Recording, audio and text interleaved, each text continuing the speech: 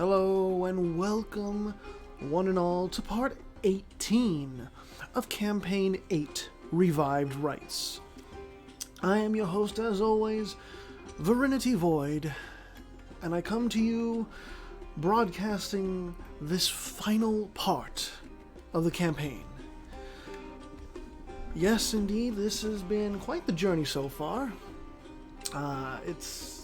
The campaign has went faster than I thought, even though at a few moments, it felt like it was less than stellar. But overall, though, it's like I did not expect the end to be coming this soon. But here we are, final part. We are going to 1865, so we have about 24 years to go. I end this like December 30th, December 31st. Of 1865, and then from there I save the game and I go over all the statistics on my own time to calculate out who won what awards. Again, those awards don't really do anything, they're just for bragging rights, really. As for what went on in the last part, well, Leon Galicia took more of West Africa. Alexandria got divided up some more. Wessex grew even more, taking more of Russia, of course, taking more of Iberia, of course, the Epirotes sucking up to Wessex and helping dismantle Russia. Neon Kalyani also, over here, they helped out Wessex because, the two most powerful empires in the world, they need to be allied. They just need to be, right? Sunda consolidating ever so slowly, but I mean, most of Southeast Asia is underneath their rule. It's all good over there. Japan being forced back to their islands, but no one has successfully landed and taken main Japanese land on Honshu and stuff. And then the Siberians are here and alive and well, as are the Min under Emperor Yusi Bao. And who else? The Khmer are almost dead. Sudreyar and Bedgarak are just playing at the kiddie table. That's really what it is. The Papal State is almost dead. So much for being good Catholics, right? And then Haiti is, of course, ascendant in the New World. Yes, America, the Serbian Americans, are crumbling in the face of increased Haitian aggression. The MAGA states, the communist states, they are also crumbling in the face of Haitian aggression. That's what it is. The Rebel Anarchy, is the Rebel Anarchy still alive? Yeah, damn right they are. They still have West Timor. They are a subject. They are a vassal. But, they're still around, goddammit. It's a stateless society. Bedgarak is also hiding out over here right next to Sunda. And then the Holy Roman Company is also here. And they have so many cores, but it's just they didn't have naval superiority. They couldn't exercise their naval superiority, if they had any. So, with that being said, let us head off into this beautiful sunset. Sativa is also over here. This is their capital at, Sumba. If someone comes over here and ends their life, that's it. That's it for Sativa. Because the Pacific is already taken up. Pangwarn still has some land over here. Badgarak does. The Kiwis have been cleaning house in the Pacific, I gotta say. And yeah, Sunda even has Hawaii of all fucking places. Oh, that's the trade map mode. Yeah. Sunda has Hawaii. The Holy Roman Company has Midway for some reason. But, okay. Min pieced out. What did you take, Min? They took a lot on a wide front. So, the Chinese have grown. The Siberians have grown as well because, the Siberians are a subject. And I think we can anticipate Chagatai probably growing quite a bit if they win this war. But bankrupt the Russians might be, they still have plenty of bodies to throw. Wait, what? Oh, it's the third fucking imperialist war from Wessex. Of course. Well, now this is a dismantling of Russia. Yeah, just, you know, take a gaze, take a gander. I did not expect this campaign to make me feel sorry for Russia, but it is. Burn, what have you done? What have you done to make me feel sorry for Russia? And they had Siberian frontiers too. They had Siberian frontiers to help themselves get better and better in terms of like their economy and military, but that didn't fucking matter. That didn't matter at all.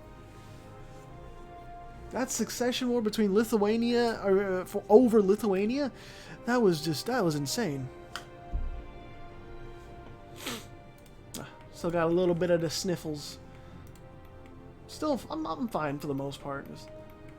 I probably sound worse than I feel. Okay, so Sudreyar now has this sliver of Arabia to live on. They're allied with Neon Kalyani, and by God, that's the only thing that saves them. Chagatai is yeah, I think they're gonna win this war. Russia is still several military techs behind there.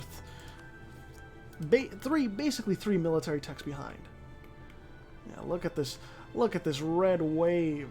Chagatai did peace out with Russia, and they have grown quite a hefty bit. Let's take a look. Oh yeah, every direction except for south, east, west, and north. Look at that chunky Chagatai. And yeah, Epirus doing work. I don't think Russia's bankrupt anymore, but you know, still, it's sad times under Tsar Ivan the 13th. I'm curious. Oh, didn't mean to do that. What other wars do we got going? So the Bronze Horde is going after Bedgarak for some reason. Min is going after Yan. That's going to be easily won. LG is going after Kong. And Japan's going after Yan. The Kiwis are going after California.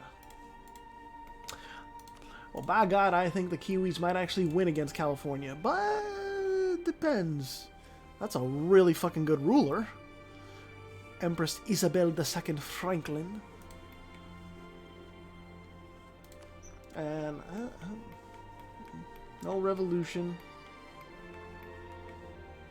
Maybe that event from the last part, maybe that was for real. And like the revolution was spreading, but it just didn't spread to any states to the point where they actually were able to go revolutionary, obviously.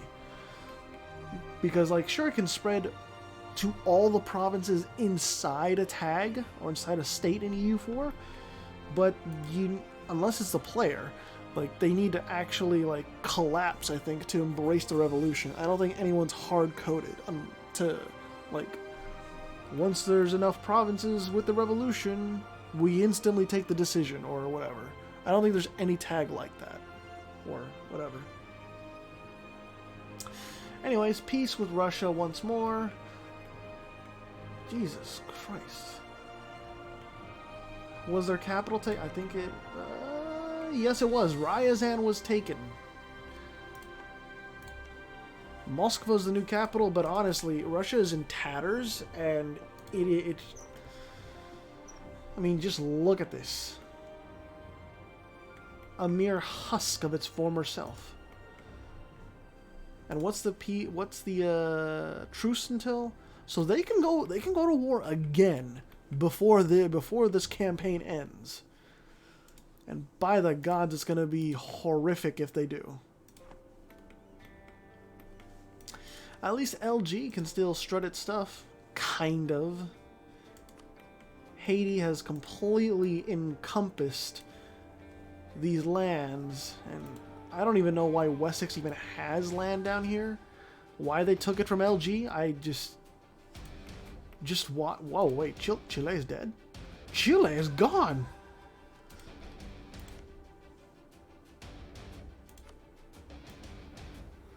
Wow, I did not think all of Chile was going to be gone like that. Good gods. Oh, yeah, it's a three-way clusterfuck with California.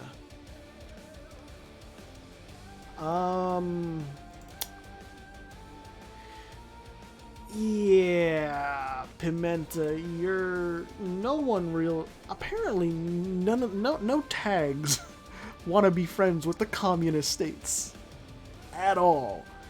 It may only be manifesting now, like in the 1800s, but still, it's like no one.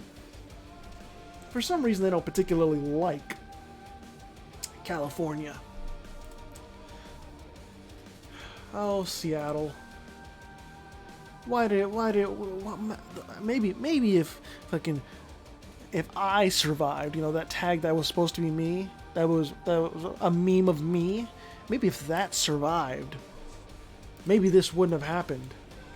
Who knows?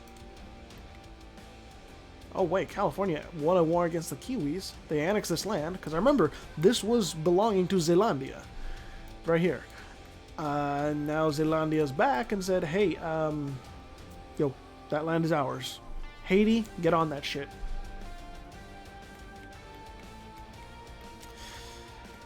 Oy vey, man. Wait, what the... When did the Bronze Horde get... I don't remember when the Bronze Horde lost to Alexandria. Oh, maybe it was just now. It was a quick war and... Well, they lost. The Bronze Horde shrinks ever more. And where is Penguin?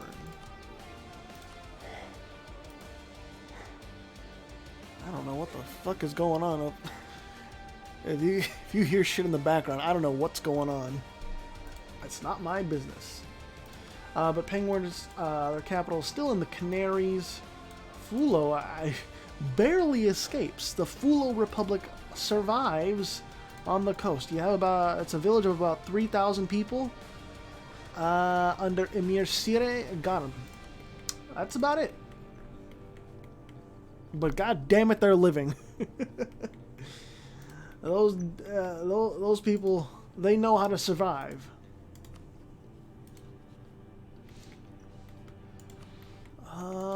Ethiopia, you're still allied to Epirus, or the Epirot Empire. And your corruption is still growing. It's growing a tiny bit, but it's still growing. It's still 53 fucking corruption. Oh my god. Yeah, if Ethiopia gets declared on by, like, Epirus, that's game, set, and match. Because even Epirus can just one-on-one or 1v1 Ethiopia and win. That corruption is not going away anytime soon. Seriously. Wessex, yep, still going after the Californians. And Bedgrak is that, yep. The capital of Bedgrak is being occupied. But see, I'm wondering what else Bedgrak holds, because I just don't know. Are they... If they have more land elsewhere... Let's go ahead and check. Yeah, okay, they do have land in the Pacific. So Sunda would need to occupy that land to successfully knock Bedgrak out of the game.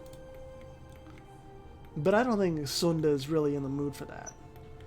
So the Kiwis have taken this land back from California, and now it's just the Serbian Americans and Wessexians, the Anglos really, that are doing their thing.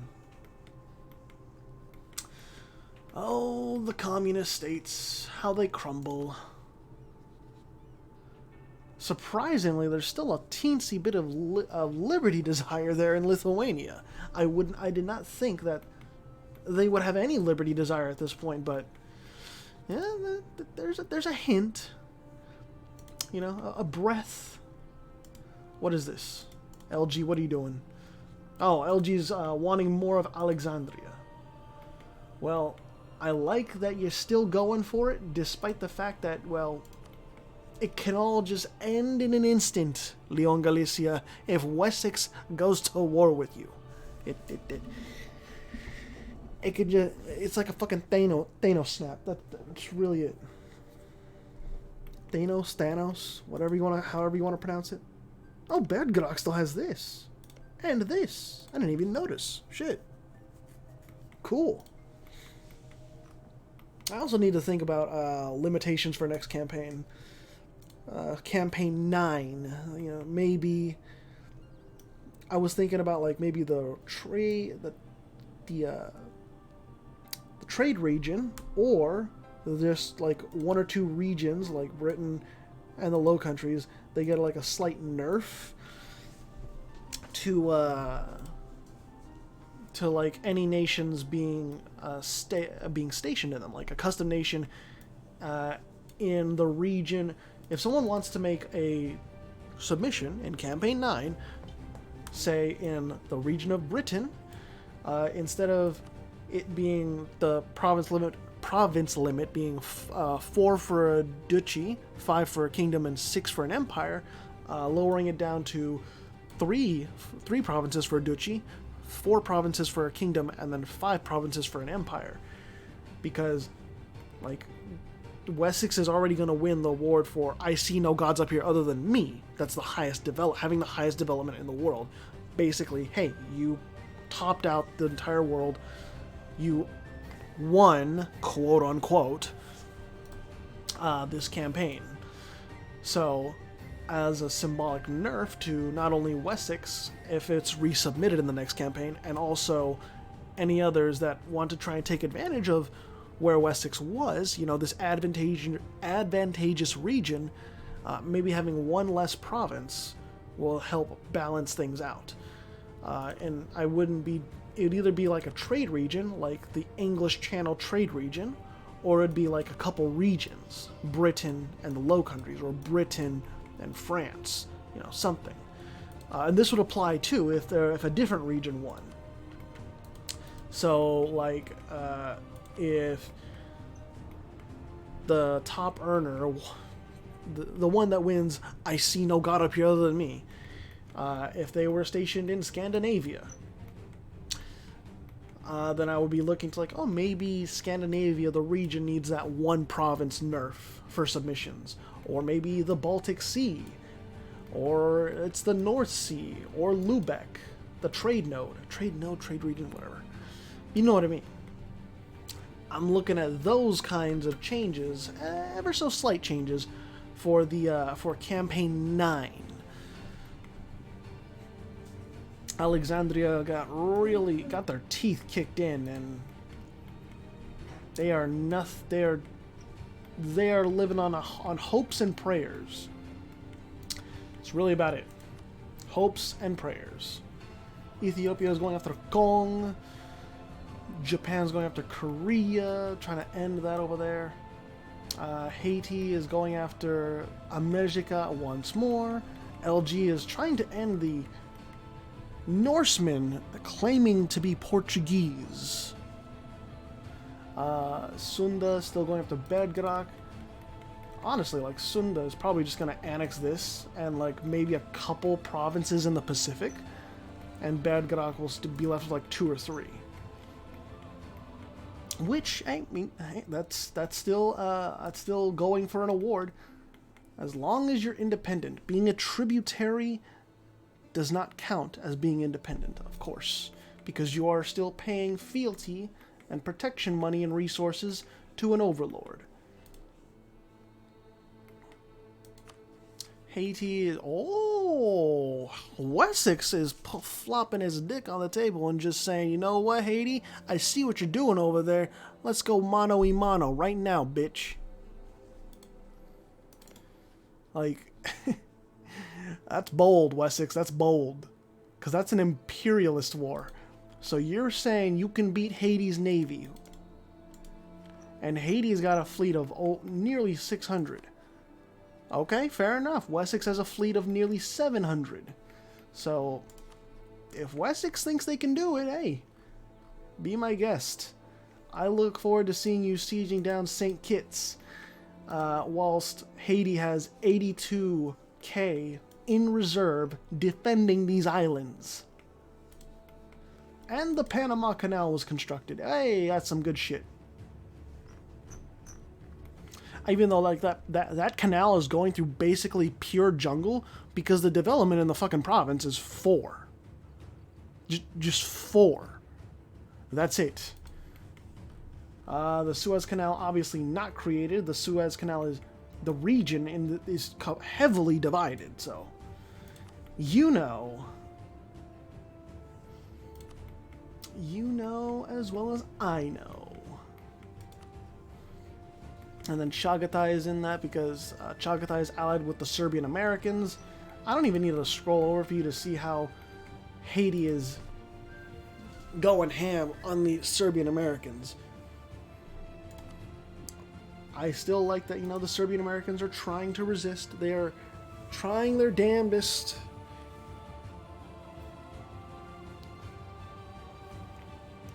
Fight. Fight for your life. Fight for your right to survive. If you can hear some stuff in the background, I'm tying my hair up right now. There's a river, a veritable river of troops and supplies going back and forth, north to south. Probably because, Wessex, for some reason, took provinces in South America that are landlocked. It's I don't understand the AI sometimes, but those distractions in South America are not stopping Haiti from closing in and gunning. Why am I seeing moose? What the free excuse me? Huh? Navajo, Maori. What is this? Moose Force? What the fuck? It's 35. Okay. So they get more shock damage and more movement speed. Okay. Are there any more of these unique fucking mercenary companies that I need to know about? Like, what the fuck? Moose Force? I have to look at Wessex now. Just like what kind of mercenaries can you hire? Free Swiss Guard, Krabats. I'm gonna keep this playing just for a little bit. Forlorn Hope, but I don't want to have it go for too long while I'm tuned into Wessex. Because I don't want like a peace deal to come in and then I decline it or accept it as I'm not the AI. Stratioti, Levens, Maori, Japanese Guard, Wandering Knights of Rhodes. I didn't think you guys were even still around. Mohawk Free Warriors, okay. Wow. That's really cheap. Well, I think it's only 10,000 infantry. Anyways, that was a little bit of a ride.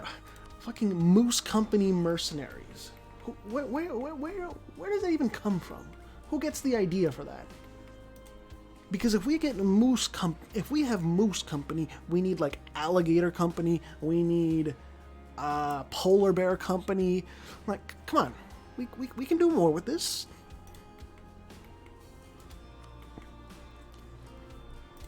Japan, do you not just? You have enough transports. You have enough transports, Japan. You pain me. These Hussite Koreans that are tributaries of Min. Ethiopia is going after the Bronze Horde, so I think my child is finally dying in this final part.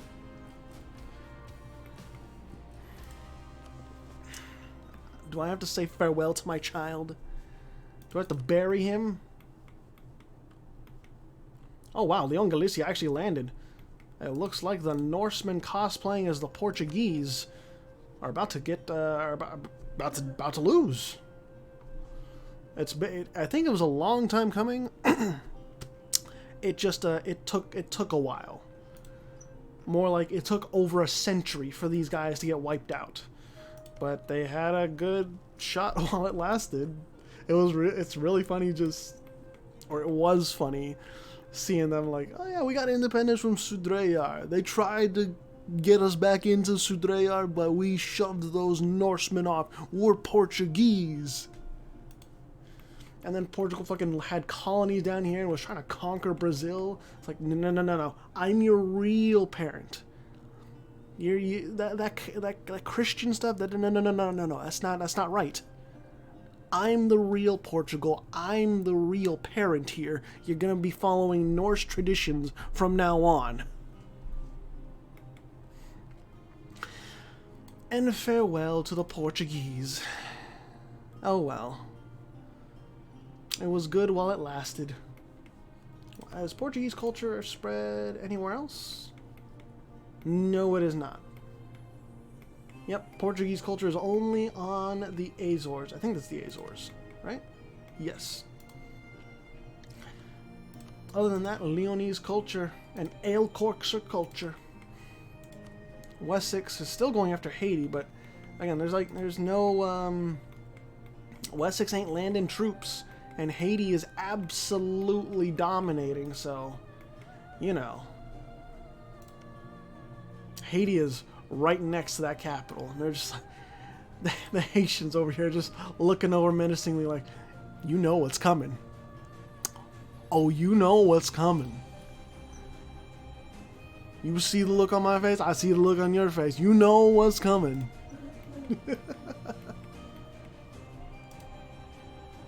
Wow, Sudreyar still has, like, separatists rising up here. Shit. Alright. Good to see that the separatists are not dead. The torch has been lit. The sounds of war are abound.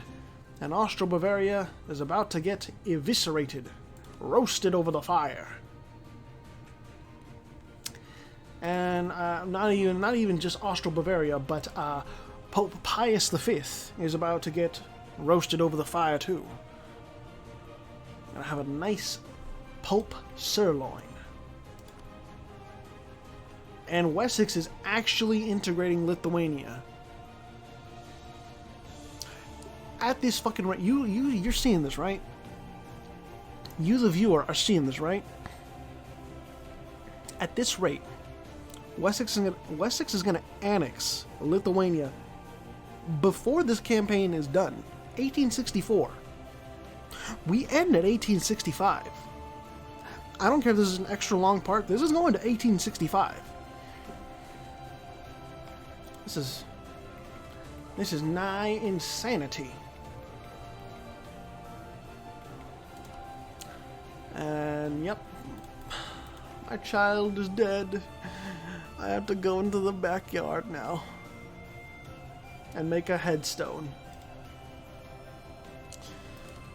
Rest in peace, Bronze Horde. I will miss you so, just like I miss... Oh, dear God! Just like I miss the Silver Horde. So, I thought Min was allied to Neon Kalyani, but apparently I was wrong, or something broke the alliance. So, Sunda and Pangasinan are going at each other. Or more, it's Sunda invading Pangasinan over here. Pangasinan is allied to Min. Min heeded the call to arms for Pangasinan, and Nian Kalyani heeded the call to arms for Sunda. Therefore, Sunda and Nian Kalyani are ripping the Chinese apart. It's brutal stuff. Brutal stuff. Total Indian and Southeast Asian domination. On display. In 4K. Well, I don't know if it's in 4K. I don't know if these videos render in 4K, but tell me if they do.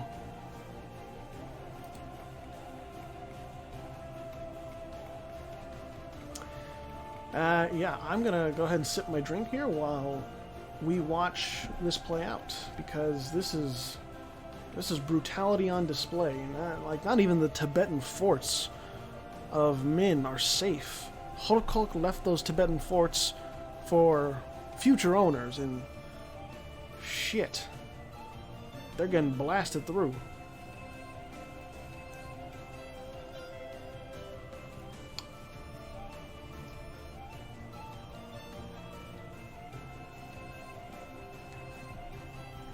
God damn. And remember, the Siberians are subjects of Min. So the Nivk people, they're going to be feeling the brutality too if Min does not peace out by the time the war reaches, like, the northern area around Beijing, Hejian, and Haicheng. So, yeah, it's brutal stuff. And yep, there's another imperialist war. Oh no no no no no no no no no no!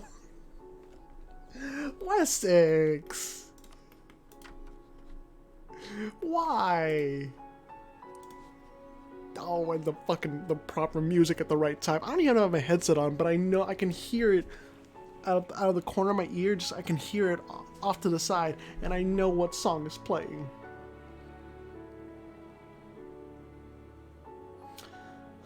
Oh. Sorrow fills the air.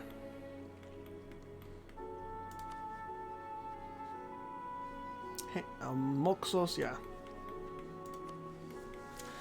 So when Leon Galicia even annexed Fulo, for God's sake. But it's at the end of the day, when the Anglos come knocking, there's no hope. All hope is lost. I love that, LG's trying to open up a front over here in the east, but it's not going to do anything. Excuse me. And Russia, they're trying to do something, but it's not worth anything. They have 100,000 troops. Granted, their military technology is much better now, but again, doesn't really matter. And the Epirotes, like, they are focused on curtailing Russia, so they're sacrificing, like, Anatolia and Mesopotamia, but even then, the Anglos are there to reinforce what the Epirotes can't reinforce themselves. So, Anglos in the North Africa, Anglos in Russia, they're just all over the fucking world. Let's see how Min is doing. Min is basically the same way. They're just... It's rough goings. Very, very rough goings. It's just how the cookie crumbles, though, in these campaigns, isn't it? Austro-Bavaria got pieced out, and yep. You're an empire. Oh, I guess you were an empire from the beginning. Your dynasty is even the same as... I guess that could have happened back when you were still allied to Wessex at one point. But the eternal Anglo always turns on someone or their allies eventually. And when the Anglo turns on Epirus, what's it gonna be then?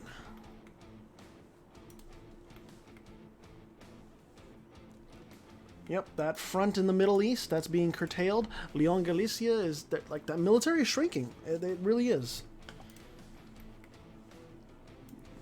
It's a sad, sad state of affairs.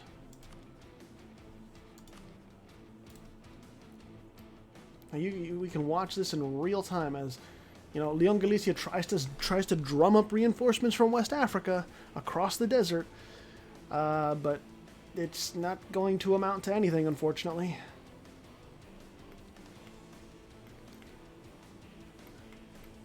And I can't even be too mad. Like, it's just the AI only campaign. Sometimes your children do well, sometimes they don't do well, and they eat shit, and then they go off to the sidelines. Neon Kalyani, fucking... What word in my vocabulary can I use to describe this? They annexed a lot of land. There you go. They annexed a lot of land from Min. Sunda successfully took Taiwan, and is Pangasinan even around him? They are. They have one province. One singular province. And for some fucking how, we now have Hojo. They're a tributary, they're a vassal of Japan. But we have Hojo. And we have the Ainu that are back, but they are tributaries. I don't even know anymore. The Khmer are also tributaries under Sunda. And Sunda is also dealing with rebels, but those rebels aren't really much of an issue. Holy Roman Company, Bedgarak. Yep, Bedgarak still... They are actually a vassal of Sunda. So they are out of the running for that one award. It is slow. What is going on? Haiti, yeah. I think it's just fucking the game trying to, like... Oh my... What is going on? Is it just because of troop movements and calculations and shit? It might be.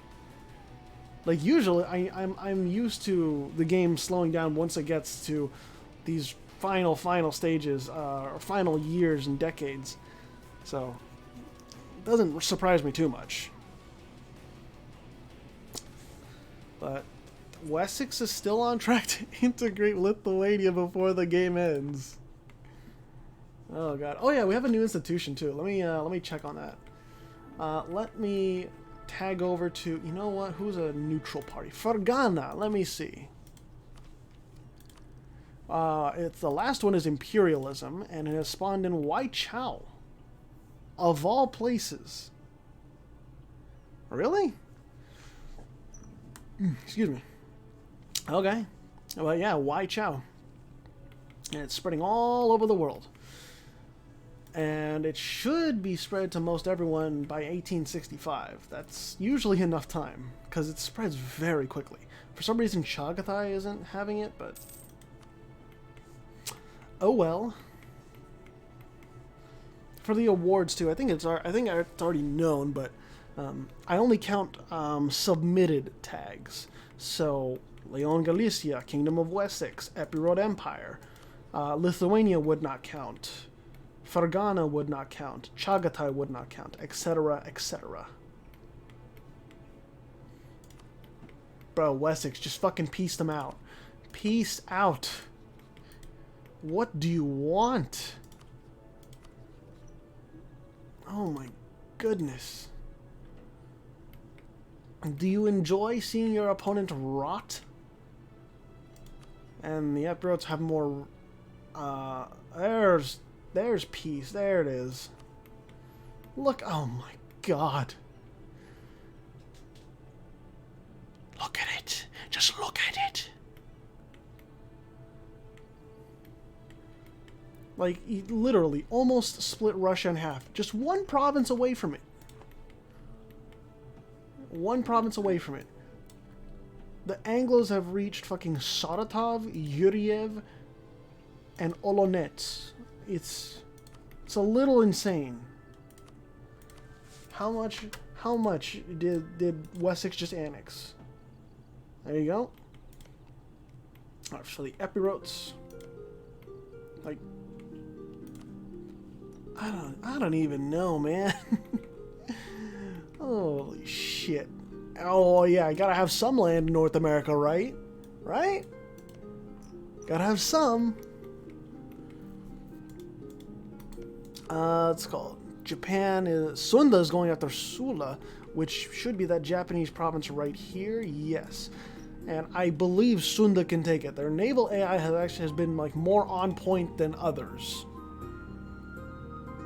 And Min is facing the wrath of Chagatai. Honestly, I did not expect Chagatai to be so empowered as to go after Min. Wait, Zhou. I see that. I see that right there. Zhou is independent. Oh my goodness. That's so cute. A little tiny independent Zhou. I love seeing that. But yeah. Chagatai and Min. It seems like Min is they're gonna lose to Big Chagatai, to Chunky Chagatai. I don't know why that's fun to say. I don't know why that's fun to say. Chunky Chagatai. Leon Galicia is seeking to, I think, fully annex Gong. I think that'll be it for him. Pengwern, surprisingly, like, Pengwern is still independent. They're just out of the way. Like, no one cares about Pengwern at this point. It's like, they got some islands. Like, just brush them aside. They're fine.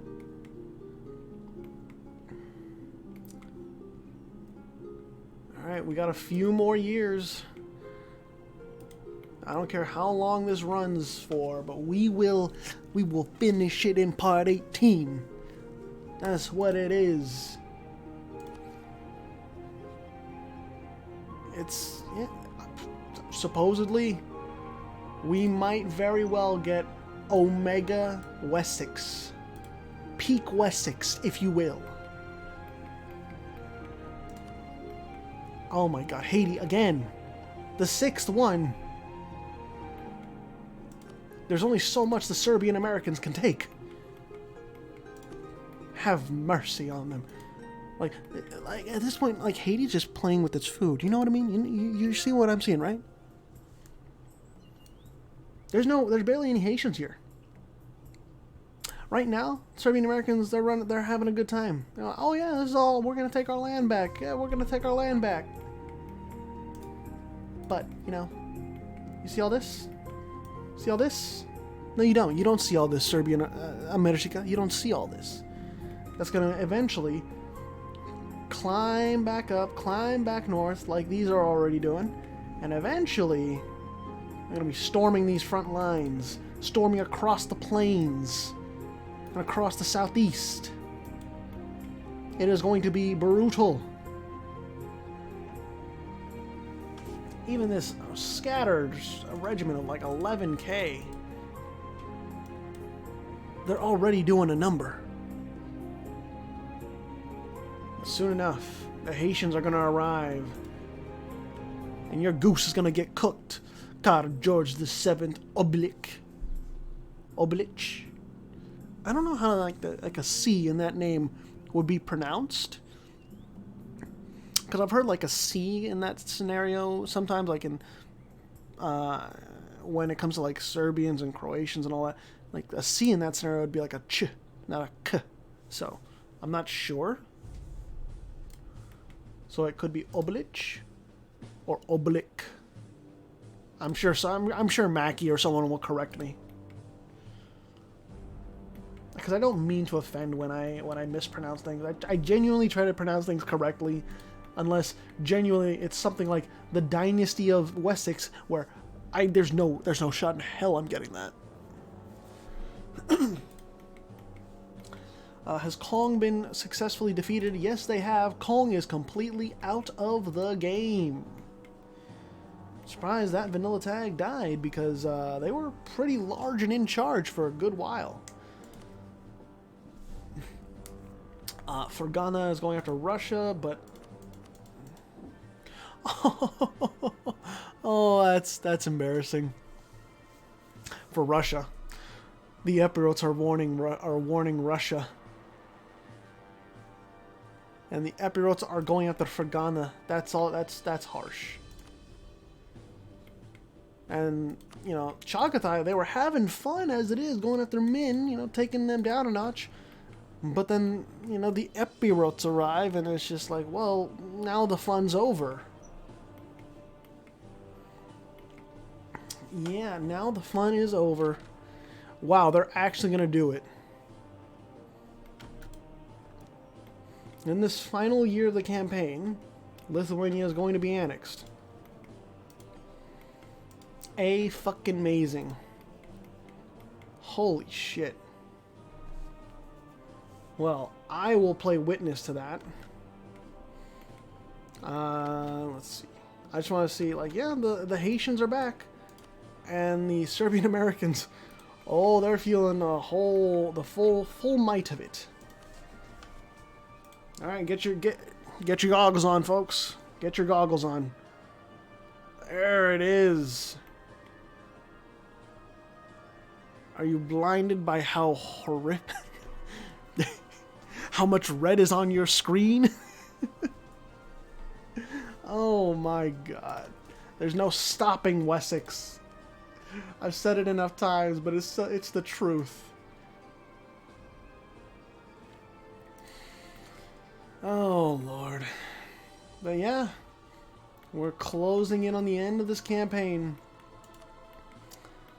Ever so slowly.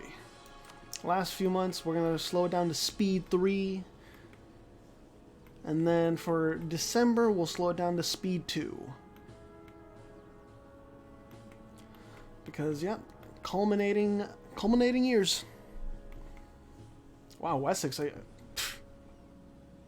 As bold as that is, Wessex, that is not going to work against Haiti. It really isn't, because sure, you can put some regiments down. Haiti's got 750k across the entire fucking continent. You're not, or 2 continents, depending on your definition of North and South America. And it's just, you would never win that. You're never going to win this war. Haiti's too powerful.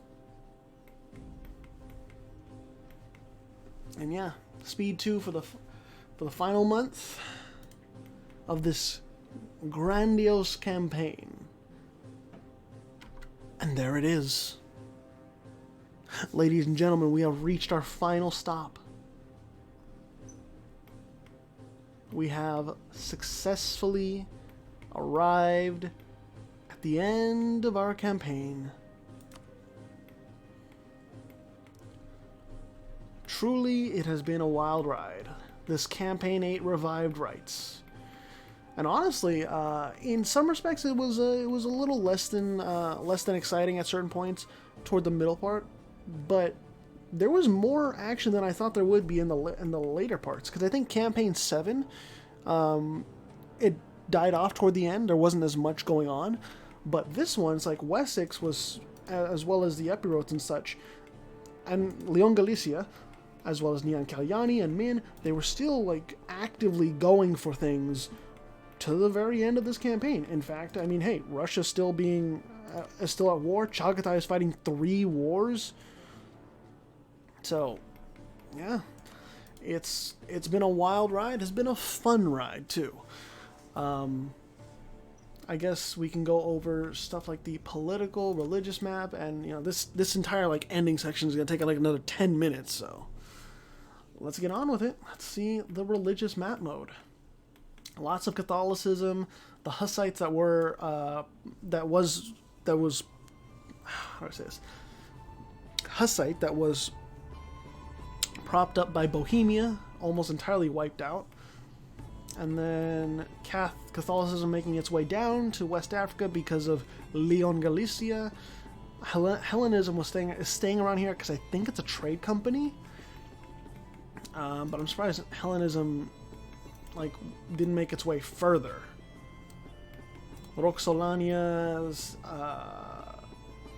their presence is still felt here with terms of culture, but not in terms of religion. The Serbian Rus, their Rod Novory was wiped out in all but 2 provinces. And Orthodoxy, of course, spread really far thanks to Russia.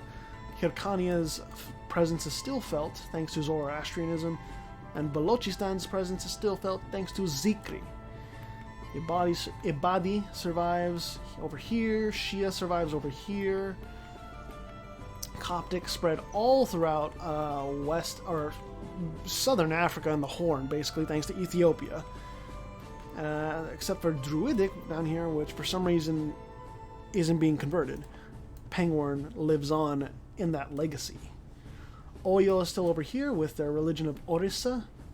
And then Antemoro converted to Sunni away from Sani That like the original name for the religion Antemoro had before converting was Sani, so or Sanism, I think. And then Hinduism is spreading really far thanks to Nyan Kalyani, of course. Akom, being the state religion of Etwa, still survives.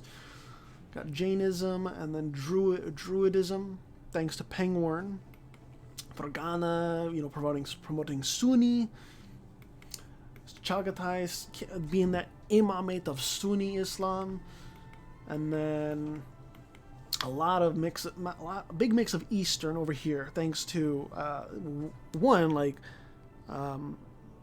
Yan and a few others, I think, started as like Chan or Zen Buddhism or Mahayana. But then, like, they get an event to reform into the Celestial Empire, but they don't get but for some reason, they get the government reform Celestial Empire, but they don't get the Empire of China mechanics. And so they probably get the event to convert to Confucianism, which they do, but they don't get the Empire of China mechanics, which would be that button in the bottom right. I don't know why, but, it's whatever.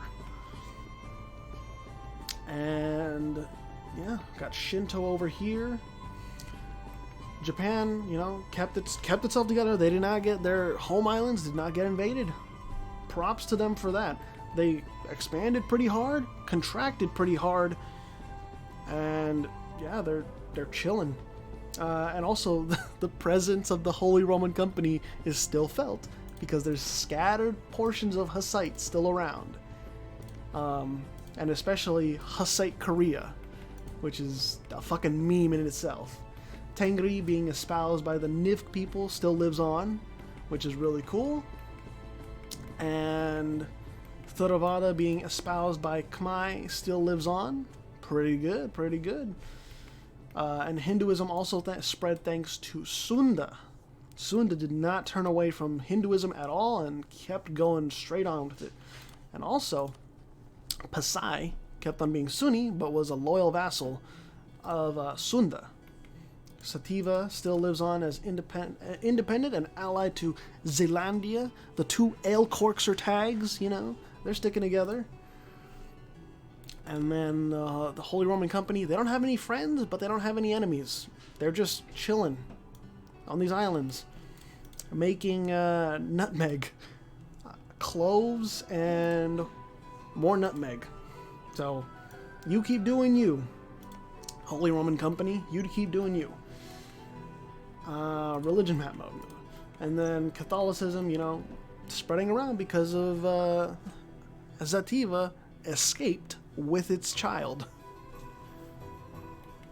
Ale corks may have died early on to Tingitana, but god damn it, those offspring that Kravens does not acknowledge, they live on. They really do live on. And then in the New World, of course, America, that's the bastion of Sunni Islam in North America, was just getting pushed back by Haiti and the Saints Confederation into Haiti. And then Protestantism, espoused by the communist states turned California, Protestantism also being pushed back. And yeah, Sani for some reason was, espoused by Pikun Mapu turned Chile. Yeah. It's also being pushed back as well. But I'm just surprised. I'm just surprised Chile got wiped out that fast. That's what imperialism CB does. And that's really about it. Yeah, for the religion map mode at least. Let me take a sip.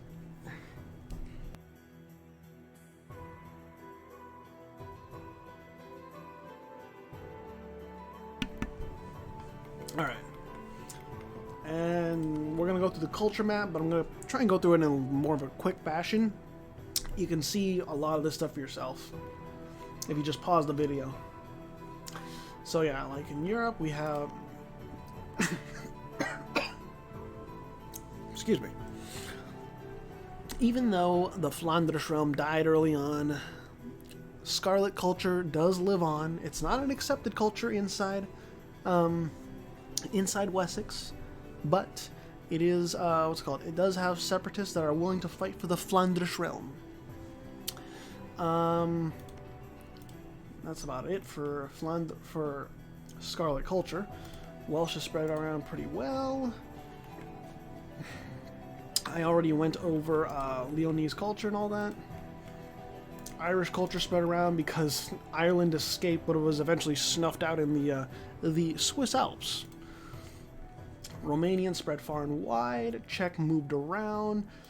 Scanian culture expanded a lot thanks to the UKO. Yeah, it was the UKO. Misha culture still around because of the Silver Horde that was eventually snuffed out in like episode 1. Then Ryazanian culture. Oh yeah, look at that. Ryazanian culture thanks to Siberian frontiers. Lots of Lithuanian culture, lots of Serbian culture. Serbians, you know, they didn't want to go to where the South Slavs normally go, so they stayed east. And then Scythians over here. Roxolania's presence still felt via Scythian culture. Let's see, Tunisian, Egyptian culture spread pretty far thanks to Alexandria. And the Danish culture from O1R1, I think it was. Norse culture over here thanks to Sudreyar, of all fucking things. Sudreyar really spread Norse culture around. Case in point. And then, let's see. Greek culture didn't spread that much. Gascon culture did, though, thanks to Bedgarak. Sadly, Bedgarak is not independent. Kazakh culture got pushed east. Persian culture got divvied up a little bit. Astrakani spread south thanks to the Bronze Horde. Yemeni culture spread out a little bit.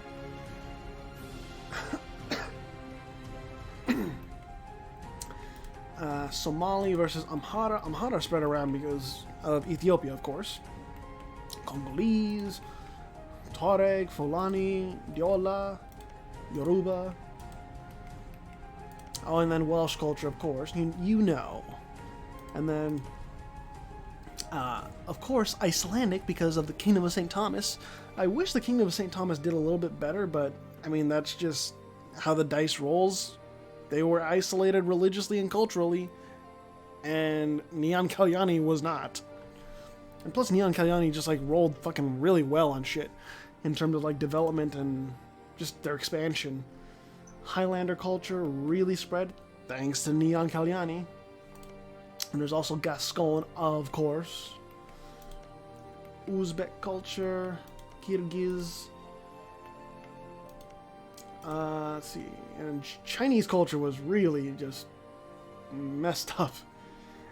Miao Tibetan. Lao culture spread out thanks to Lanzang. Oriya spread thanks to Orissa. Japanese culture spread, but not that much. Not as much as you might think. Thanks to Japan. And then Siberian culture spread, well, not that much, honestly. But they survived. They did survive to the end, which I'm happy about. Sundanese culture was really spread around. Excuse me. And I saw Sunda was culture converting quite a bit, which is kind of surprising. They really liked to culture convert. In Australia, populated by Alecorxer, Welsh, and Papuan. So, we all know who won out in the end, though. Alecorxer. And then Papuan culture, promoted by the Rabaul Anarchy. It's still around. It's still going strong. And then in the New World, Patagonian culture, promoted by Chile / Pico Mapu. And then, you know, this whole group of Leonese, Brazilian, Platanean, Mexican, you know. Yucatec still felt thanks to Tikal. Atlantean from Paradox. Serbian, you know, Serbian Americans, they're still spread around. And then American culture. God, my throat just, talking for this long hurts, but I'm pushing through. I think it was Was it Temucua? Was that the tag? That was in Florida? I think it was. their presence is still felt through Yamasee culture, and it is accepted in Haiti. So, good shit. Good shit.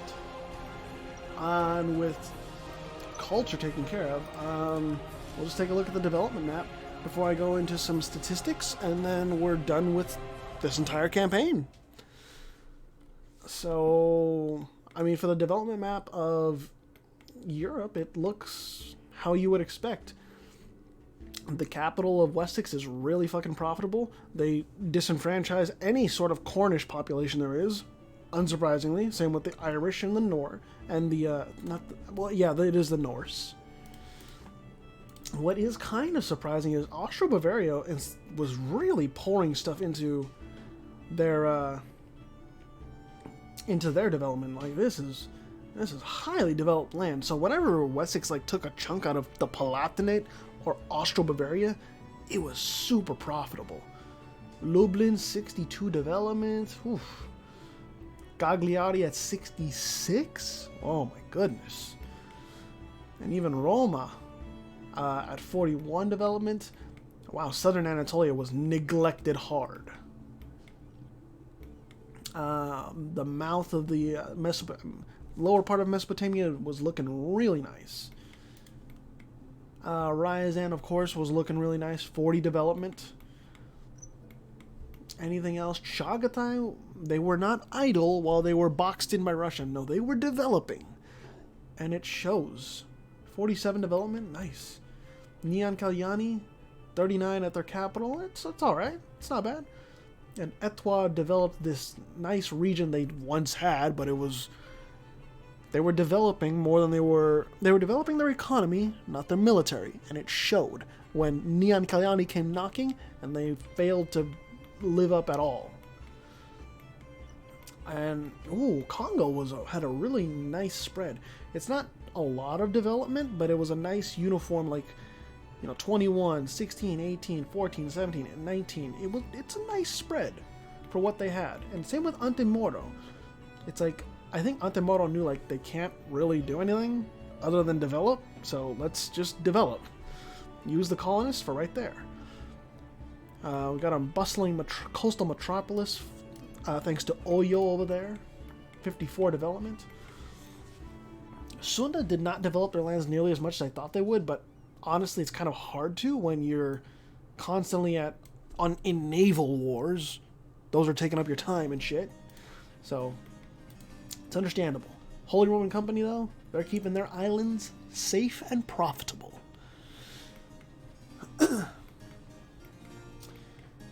I didn't even really... 47 development. That's nice. Japan, though, really underdeveloped in comparison to other regions, and I think that Japan being underdeveloped kind of played into them not being able to like assert dominance on the sea or on land, which is unfortunate. It's like usually we see a really strong Japan. I think this is probably one of the weakest Japans we've seen in a while. Like usually they have Japan has a normally really good start, but then they teeter off toward the latter parts of the campaign. But it's like Japan didn't even really exercise power in Southeast Asia. It was only really mainland China and Korea, but they failed at Korea. Chang was a really hard roadblock for them to deal with. So, yeah, they only had a couple or a few good provinces at, Chikuzin, 43, Yamato, 24, and Mino at 31. And I guess Hyuga, 20. It wasn't that great. But there were some pretty good provinces in China. Shihing, 34 development. Ganzhou, 32. Fuzhou, 34. Suzhou, 34. Poyang at 31. So, yeah. Oh, and even over here, Ava was doing some good stuff over here. I didn't even notice until now. But, yeah. And even Pangasinan and Sunda. Turns out this land in the Philippines wasn't just shit land. Some of it was pretty decently developed. 34. 18. 17. 17. 20. 17. Like, it may seem like just jungle provinces to us, but like looking at this development map mode, yeah, it was worth it to go after to fight for those Filipino islands, those the lands in Borneo and stuff, because it's not just shitty land. Here in Zealandia, pretty nice development all around, or in the places that matter. 37, 22, 40. This is the capital, right? It's not. Where's your capital? Oh, your capital's right here, but it's at 23 development. It's not bad. And then in the new world, this will be our last stop. Some okay development in South America. 31 here, Santa Catarina. 26 at Rio de la Plata. Let's see what else. Canary, 28 development. Alagoas, 32 development. Ipora, 27. Diamantino, 24 development. The capital, of course, what is it? It's 35 development at St. Kitts. 34 at Higüey. Let's see what else. Mixtec has 28 development. Sicaliano,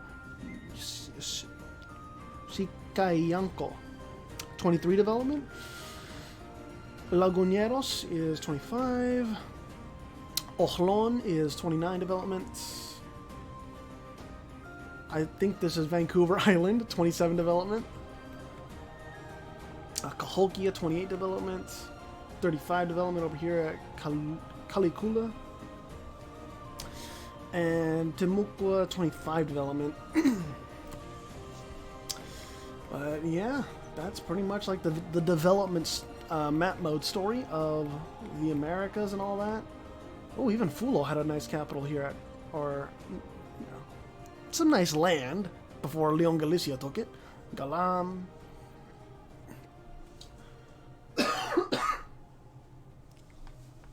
And then Yao. So yeah, that's gonna be pretty much it for now. Let's take a look at some ledgers. I know this part is always the longest part of the campaign, but it's still... I still like going through this stuff. Who had the most admin efficiency? 90%? Quite a few did. Who had the most corruption? Yeah, I had a feeling it'd be Ethiopia. Who had the most absolutism? 140. Sunda and Haiti. Okay. Who had for score comparison? Let's see the score comparisons. Score throughout the ages, actually. So in Discovery, it was Horuleia. In the Age of Reformation, it was the Kingdom of Wessex. In the Age of Absolutism, Wessex again. Enlightenment, you know it. Of course. Okay, now let's go for second place in each one. Second place in Discovery was Wessex. Second place in Reformation was Horuleia. Second place in Absolutism was Horuleia. Second place in Enlightenment was Russia. And second place in Industrialization was Haiti.